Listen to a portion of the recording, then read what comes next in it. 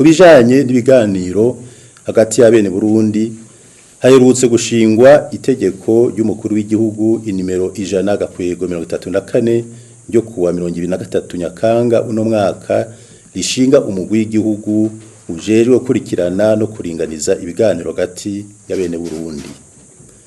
Aha mwomenya ko hazoganira abene igihugu bose atanumwe akumiriwe, baba ababa mu gihugu canke abari hanze.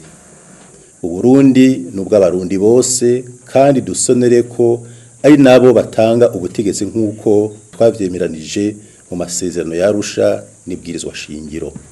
Ubu ubutegetsi ntibukigwanirwa, butangwa n'abene igihugu biciye mu matora gusa.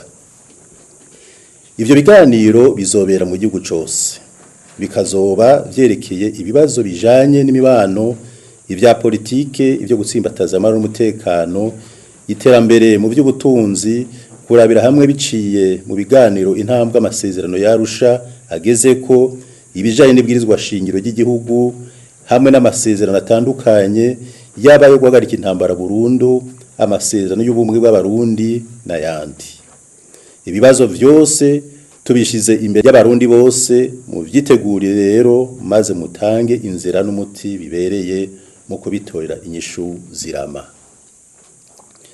Ibizoba byavuye muri ivyo biganiro uyu mugwi uzoheza uvyegeranye ugira ico usavye ko leta yokora n'inzego ziserukira abene igihugu maze bishigwe mu migambi y'igihugu n'amategeko canke amasezerano bibaye ngombwa vyemezwe n'abene igihugu bose imwe twita mu gifaransa referendum.